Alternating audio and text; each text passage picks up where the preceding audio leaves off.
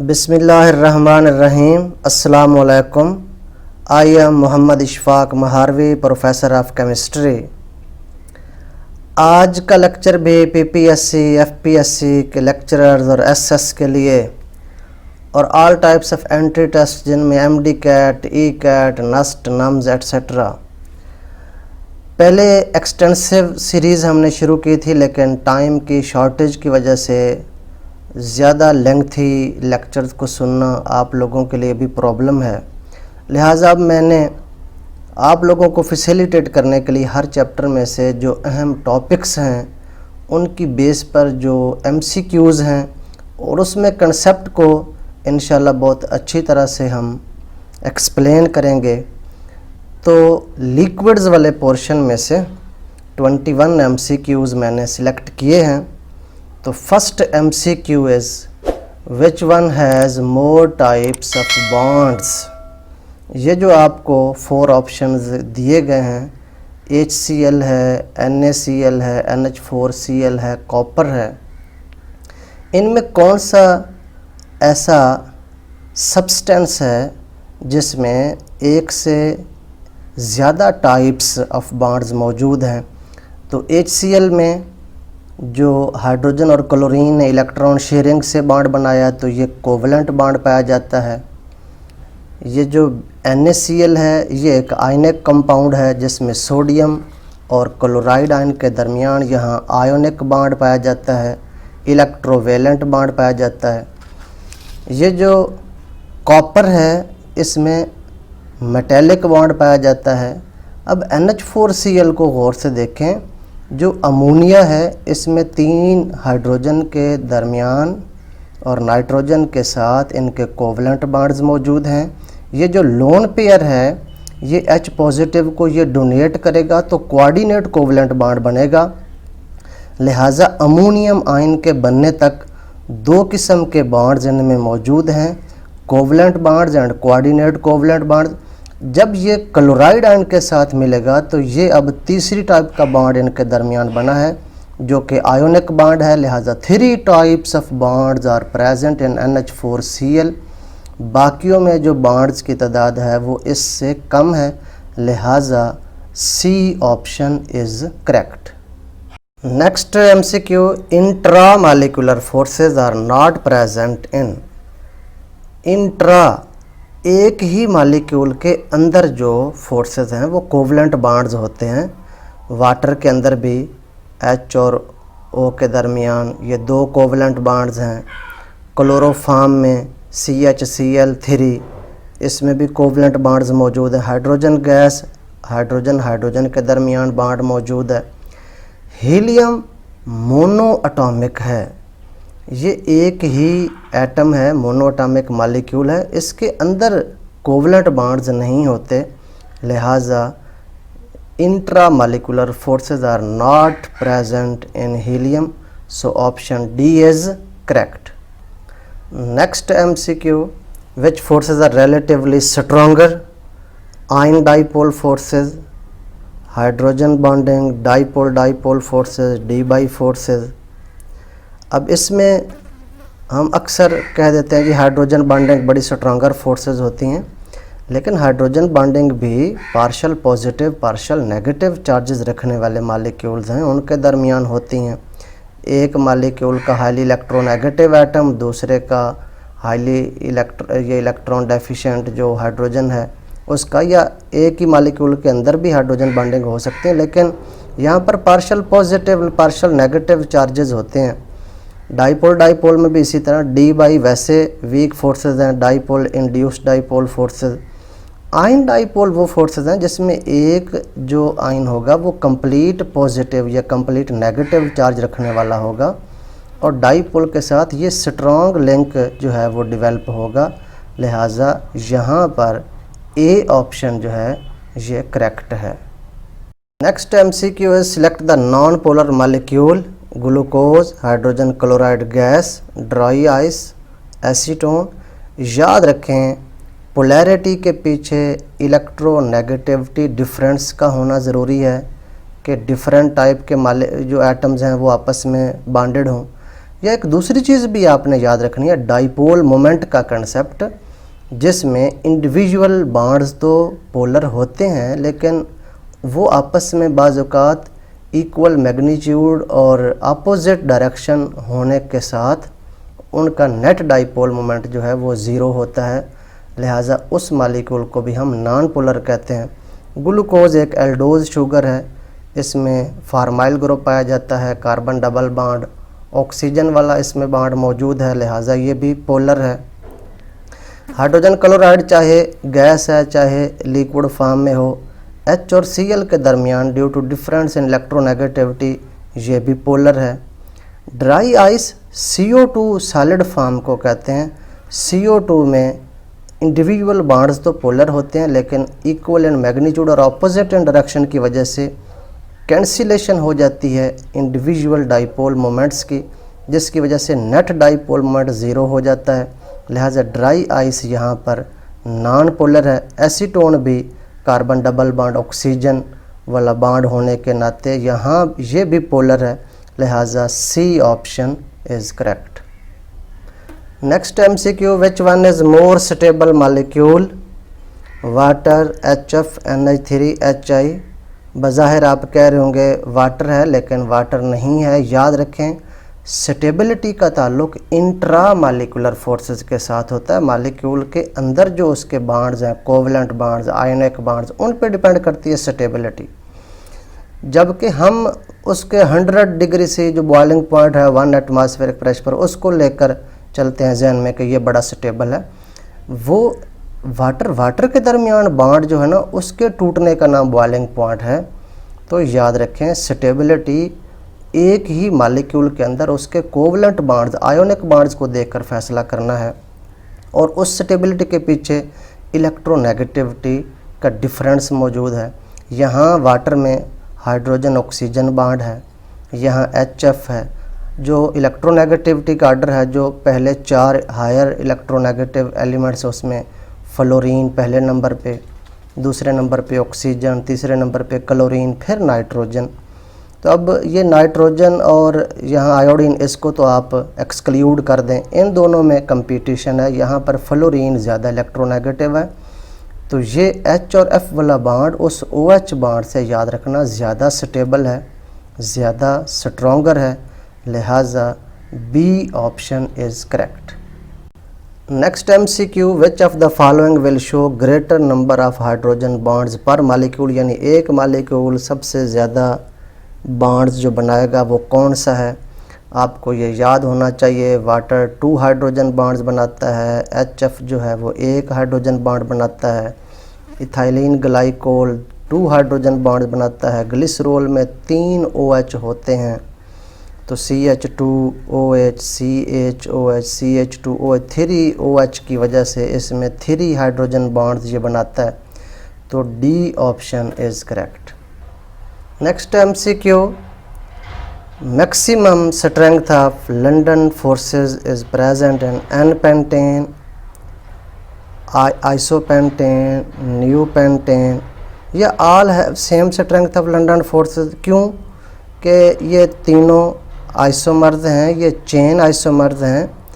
इन तीनों का जो मालिकुलर फार्मूला है वो C5H12 है। तो अब लंदन फोर्सेस जो हैं वो तो डिपेंड करती हैं साइज़ पे, जितना साइज़ ज़्यादा बड़ा होगा उतनी पोलराइजेबिलिटी ज़्यादा होगी, पोलराइजेबिलिटी ज़्यादा होगी तो ये लंदन फोर्सेस ज़्यादा होंगी। तो अब बेशक तीनों का मालिकुलर फार्मूला सेम है, लेकिन N-पेंटेन स्ट्रेट चेन है, इसकी चेन लेंथ ज़्यादा बड़ी है, आइसोपेंटेन की चेन लेंथ उससे कम है, न्यूपेंटेन और कम्पैक्टनेस रखता है, लिहाजा यहाँ पर N-पेंटेन की चेन लेंथ ज़्यादा होने की वजह से इसमें लंदन फोर्सेस की जो स्ट्रेंथ है वो ज़्यादा है, लिहाजा A option is correct. Now see the next MCQ, hydrogen bonding is not involved in structure of ice, secondary structure of proteins, solid state of iodine और double helix structure of DNA। Hydrogen bonding के लिए शर्त है कि वहाँ polarity होना चाहिए, वहाँ हाईली इलेक्ट्रोनेगेटिव एटम्स होने चाहिए, इलेक्ट्रॉन डेफिशिएंट हाइड्रोजन होना चाहिए। तो पहले पोलैरिटी को देख लें तो आपको ज़्यादा समझ में आ जाएगा। आइस है तो पोलर है, प्रोटीन्स में नाइट्रोजन और कार्बन ऑक्सीजन वाले बॉन्ड्स होते हैं वो भी पोलर हैं। आयोडीन आई से मिलकर म्यूचुअल शेयरिंग ऑफ इलेक्ट्रॉन से बनने वाला बॉन्ड है और ये नॉन पोलर है। डीएनए में भी प्यूरिन पैरिमिडीन बेसिस होती हैं, वहाँ भी पोलैरिटी है, हाइड्रोजन बॉन्डिंग है। लिहाजा iodine being non polar in nature, इसमें कोई हाइड्रोजन बॉन्डिंग नहीं होती, लिहाजा सी ऑप्शन इज़ करेक्ट। एक इम्पॉर्टेंट MCQ है, which one has higher boiling point at 1 atmospheric pressure, SO2 NH3 CH4 SiH4। Polar जो स्पीशीज़ होती हैं उनके बॉइलिंग पॉइंट्स हायर होते हैं क्योंकि उनमें इंटरमॉलिक्यूलर फोर्सेस स्ट्रॉन्ग हो जाती हैं। नॉन पोलर के बॉइलिंग पॉइंट्स लो होते हैं। तो इनमें से मीथेन और सीलेन को तो निकाल दें, एक्सक्लूड कर दें क्योंकि ये नॉन पोलर हैं। अब इन दोनों में देखेंगे, बज़ाहिर तो नज़र आता है कि इसमें हाइड्रोजन बॉन्डिंग होती है तो ये ज़्यादा बॉइलिंग पॉइंट रखता है, लेकिन इसका जो मोलर मास है वो 17 ग्राम पर मोल है, उसका जो है वो 64 ग्राम पर मोल है, वो भी पोलर है। तो याद रखना, सिर्फ एक ही फैक्टर बस ये जहन में रख कर के हाइड्रोजन बॉन्डिंग होगी तो बस वही हायर बॉइलिंग पॉइंट रखेगा। हमने साथ साथ दूसरे फैक्टर्स भी देखने, ख़ासकर उसका साइज़ देखना है, उसकी एटॉमिसिटी देखनी है, उसमें लंदन डिस्पर्शन फोर्सेस की भी डोमिनेंसी हो सकती है और वो फैक्टर ज़्यादा डोमिनेंट होकर हाइड्रोजन बॉन्डिंग पर भी वो ज़्यादा प्रायोरिटी वाला हो जाता है। तो इसमें मोलर मास के ज़्यादा होने की वजह से, बिग साइज होने की वजह से जो लंदन डिस्पर्शन फोर्सेस हैं यानी वान डेर वाल फोर्सेस वो भी इसमें ज़्यादा डोमिनेंट हो जाती हैं। तो याद रखें, इसमें जो ए ऑप्शन है वो करेक्ट है। Next MCQ, select the correct order of decreasing boiling points. तो ये भी हमेशा एक्टिव होकर देखना है आपने कि क्या उसने कोई एसिडिक स्ट्रेंथ पूछी है, ये बॉइलिंग पॉइंट पूछे। एसिडिक स्ट्रेंथ के हवाले से तो ये HI सबसे ज़्यादा स्ट्रॉन्गर होता है और HF जो है वो हाइड्रोजन बॉन्डिंग की वजह से वीक होता है। लेकिन बॉइलिंग पॉइंट्स में अगर हम देखें तो जिसमें ज़्यादा फोर्सेस स्ट्रॉन्ग हैं, ऑल टाइप्स ऑफ फोर्सेस को मद्देनज़र रखना होगा, तो HF सबसे पहले होना चाहिए। तो ये इसमें HI वाला जो है ये ऑप्शन तो निकल गया कि HI का बॉइलिंग पॉइंट ज़्यादा नहीं बल्कि HF का ज़्यादा है। अब C ऑप्शन जो है वो यहाँ से एक्सक्लूड हो गया। बाकी अब HF के बाद HCl का बॉइलिंग पॉइंट कम है क्योंकि उसमें जो साइज़ है वो कम है। HI का साइज़ जो है वो इन सब से ज़्यादा है, लेकिन HF तो हाइड्रोजन बॉन्डिंग की वजह से पहले नंबर पर आ गया। दूसरे नंबर पर HI आता है, तो HI जो है इसका बॉइलिंग पॉइंट साइज़ की वजह से, लंदन डिस्पर्शन फोर्सेस की वजह से और पोलैरिटी वाला फैक्टर की वजह से ये दूसरे नंबर पर आता है। तो डी ऑप्शन जो है यहाँ से करेक्ट है। Water shows minimum density at, very important concept इसमें भी है। डेंसिटी होती है M/V, यानी आप मैस को जहन में रख। हमेशा डेंसिटी का अक्सर जब भी MCQ होता है वो वॉल्यूम से ही रिलेटेड होता है। तो डेंसिटी और वॉल्यूम का जो रिलेशन है वो इन्वर्सली है। जितना वॉल्यूम ज़्यादा होता जाएगा डेंसिटी कम होती जाएगी। अब -50°C, 0°C, 100°C और 4°C। अब एक तो ये जहन में होना चाहिए कि सबसे ज़्यादा डेंसिटी वाटर की 4°C पर होती है। ये MCQ के हवाले से अगर आ जाए मैक्सिमम डेंसिटी तो 4°C। फिर एक ये भी जहन में रखें कि जब वो मिनिमम या मैक्सिमम कहता है तो गिवन ऑप्शंस में से ही आपने आंसर देना होता है। फॉर एग्जांपल यहाँ पर वो 4°C नहीं कहता लेकिन कहता था मैक्सिमम डेंसिटी किसके, तो फिर हमने गिवन ऑप्शंस में से ही अपना ऑप्शन सिलेक्ट करना है। ये नहीं कहना कि वहाँ ऑप्शन गिवन नहीं है जी, यहाँ तो 4°C आना चाहिए था, वो ऑप्शन गिवन नहीं, you have to select the answer from the given options. Minimum density के लिए अभी आपने फ़ौरन देखना है कि सबसे ज़्यादा वॉल्यूम कहाँ पर हो सकता है। जब आइस बन जाती है ना 0 डिग्री सी पर, तो उसके बाद जितना मर्ज़ी टेम्परेचर डिक्रीज़ हो जाए, -10, -20, -40, -50 सो ऑन, तो फिर वॉल्यूम में चेंजेस नहीं आती, क्योंकि सॉलिड जब बन गया, क्रिस्टलाइन फॉर्म उसने अटेन कर ली, तो अब जितना मर्ज़ी टेम्परेचर डिक्रीज़ कर लें, आइस की जो डेंसिटी है वो कांस्टेंट रहती है। लिहाजा अब देखें कि 100 डिग्री सी पर जब वाटर जो है उसके वेपर्स ज़्यादा बन, यानी अगर बाहर का एक्सटर्नल प्रेशर 180 m है तो ये बॉयल होगा। बॉयल में क्या होगा, हाइड्रोजन बॉन्डिंग जो है वो सारी ब्रेक हो रही होती हैं और वेपर्स बन रहे होते हैं। वहाँ पर वेपर्स जो हैं उनका वॉल्यूम ज़्यादा हो जाता है लिक्विड के मुकाबले में। सबसे ज़्यादा वॉल्यूम इन तमाम ऑप्शंस में यहाँ पर है, तो ज़्यादा वॉल्यूम होने की वजह से इसकी डेंसिटी सबसे कम है, लिहाजा सी option is correct. Next MCQ, which pair of species और molecules have Debye forces. Debye forces में आपको पता होना चाहिए डायरेक्ट कि ये नॉन पोलर और पोलर मॉलिक्यूल्स के दरमियान फोर्सेज होती हैं, तो ये सोडियम आयन भी इसमें नहीं होंगे। वाटर और एथेनॉल दोनों पोलर हैं, इनके लिए एक पोलर और एक नॉन पोलर होना शर्त है। तो CO2 और वाटर, CO2 जो है वो नॉन पोलर है, वाटर जो है वो पोलर है। ये दोनों, ये थोड़े से स्लाइटली पोलर है और ये नॉन पोलर है, लिहाजा इन दोनों का जो मिक्सचर बन रहा है वो ज़्यादा डोमिनेंट है, तो इन फोर्सेस को कहेंगे हम डी बाई फोर्सेस, लिहाजा सी option is correct. Next MCQ, which one is exothermic process. Exothermic process वो होता है जिसमें heat is released, heat is given out, heat is liberated. Condensation में conversion of vapours into liquid या vapours into solid, ये जो change है वो कंडेंसेशन है। सब्लिमेशन में direct conversion of solid into vapours, distillation में लिक्विड को वेपर्स में, वेपोराइजेशन में भी लिक्विड को वेपर्स में। अब यहाँ पर आपने देखना है कि कौन सी चेंज जो है वो एनर्जी रिक्वायरिंग है। सब्लिमेशन में भी हीट एंटर करवानी होगी, डिस्टिलेशन में भी हमें हीट प्रोवाइड करनी होगी एनर्जी, वेपोराइजेशन में भी हमें हीट प्रोवाइड करनी होगी। कंडेंसेशन एक रिवर्स चेंज है जिसमें मोर काइनेटिक एनर्जी को हमने लो काइनेटिक एनर्जी की तरफ जाना है, लिहाजा यहाँ से जो हीट है वो इवॉल्व होगी, लिहाजा ये कंडेंसेशन एक्सोथर्मिक है, ए option is correct. Now see another important MCQ, which liquid will have lower vapor pressure at 50 degree C and 1 atm pressure। अब N-octane, वाटर, इथाइल अल्कोहल और डाई इथाइल ईथर, इसमें आप जब आपको बज़ाहिर ऑप्शन नज़र ना आ रहे हो तो फिर डाई इथाइल ईथर जिनके जो इंटरमॉलिक्यूलर फोर्सेस वेरी वीक हैं, तो आपको पता है कि इंटरमॉलिक्यूलर फोर्सेस की स्ट्रेंथ और वेपर प्रेशर जो है वो आपस में इन्वर्सली हैं। जितनी फोर्सेस वीक होंगी वेपर प्रेशर ज़्यादा होगा।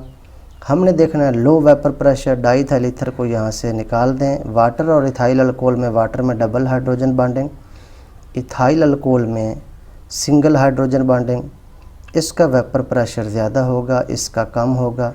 अब इन दोनों में आप फिर कहते हैं जी वाटर में हाइड्रोजन बॉन्डिंग, एन ऑक्टेन में तो वो नॉन पोलर है, तो London dispersion forces.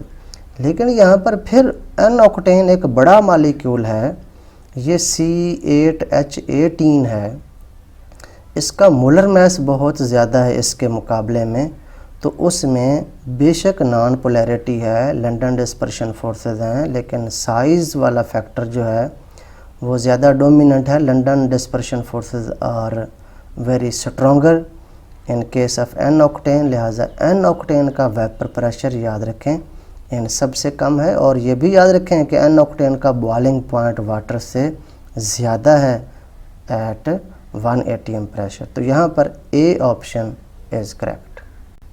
Next MCQ, liquids show the phenomena of surface tension for wetting liquid, जैसे वाटर है, which statement is correct. Adhesive forces are stronger than cohesive forces. Adhesive forces होती हैं जो liquid और वो surface के साथ forces होती हैं, यानी वाटर के केस में कोहेसिव फोर्सेस को हम हाइड्रोजन बॉन्डिंग कह सकते हैं, और एडहेसिव फोर्सेस जो वाटर है वो उस अगर कैपिलरी ट्यूब में है या किसी ब्यूरेट में है तो वो जो वाल्व के साथ उसकी जो अटैचमेंट है कनकेव मनिस्कस होती है, कंटेक्ट एंगल लेस दैन 90। ये जो इन्फॉर्मेशन है वो याद रखें, ये वेटिंग लिक्विड्स की हैं, वाटर जैसे लिक्विड्स के लिए हैं। इनमें ये तमाम ऑप्शन जो हैं वो करेक्ट हैं। नॉन वेटिंग के लिए ये सारे रिवर्स हो जाएंगे। कॉन्टैक्ट एंगल जो है वो ग्रेटर दैन 90 हो जाएगा, यहाँ कन्वेक्स मनिस्कस हो जाएगी। तो ये बातें आपने, ये जनरल इन्फॉर्मेशन है, इनको याद रखना है। तो ऑल ऑफ दीज वाला ऑप्शन यहाँ से करेक्ट है।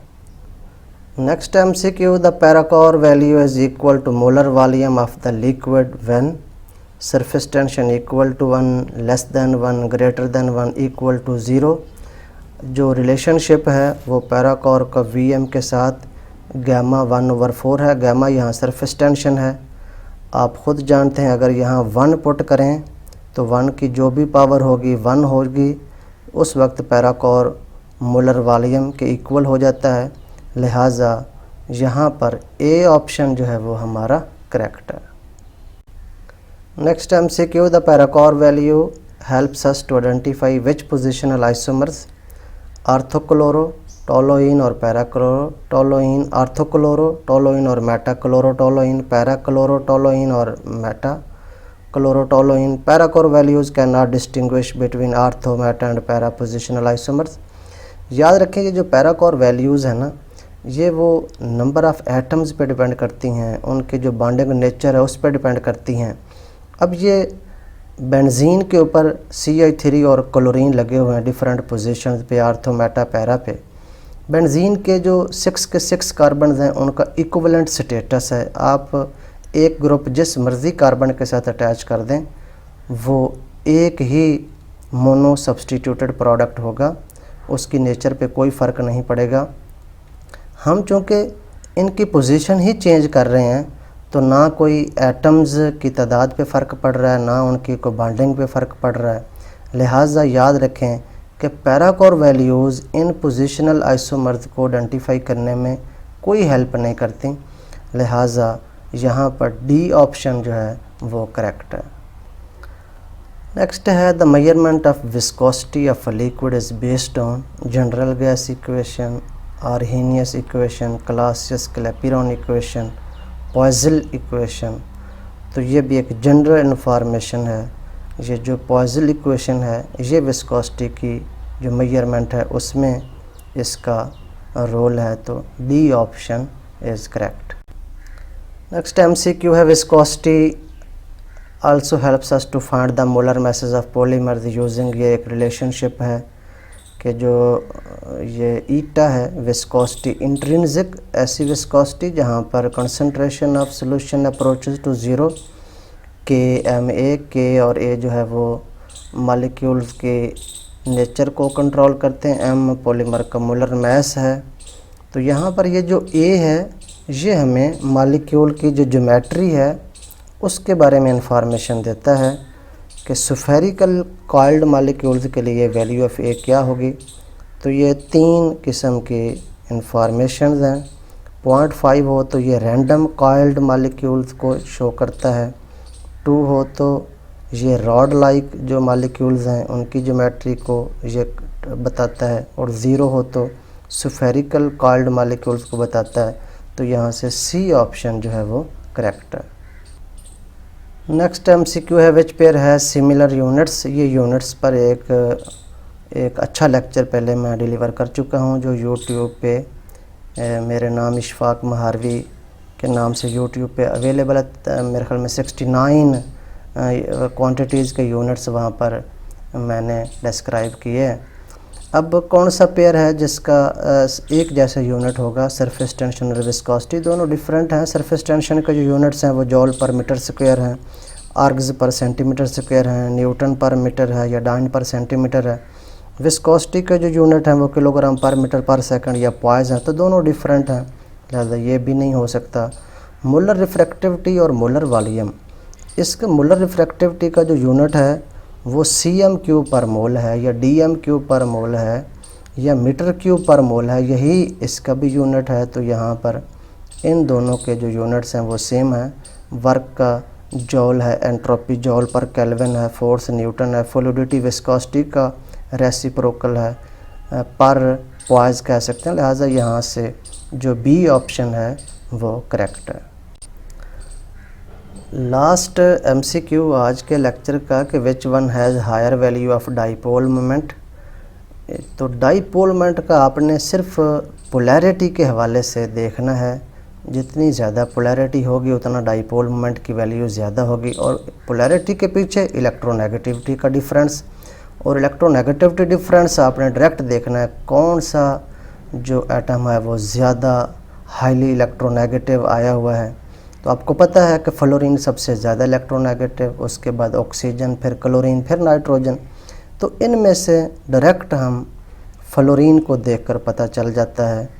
फिर यह है कि फ्लोरीन और ये ऑक्सीजन और उनके साथ दूसरा एटम भी देखना है कि क्या वो हाइड्रोजन से वो ज़्यादा इलेक्ट्रोनेगेटिव तो नहीं आ गया। तो फिर यहाँ पर ये तीनों में चूँकि हाइड्रोजन है, यहाँ OH है, ये भी यानी वाटर जैसी है, इसके साथ बस आपने देख लेना है कि इसमें केस भी उसी तरह है। फ्लोरीन सबसे ज़्यादा इलेक्ट्रोनेगेटिव होने की वजह से यहाँ पोलैरिटी सबसे ज़्यादा है, लिहाजा इसका डाइपोल मोमेंट सबसे ज़्यादा है। C option is correct. वस्सलाम।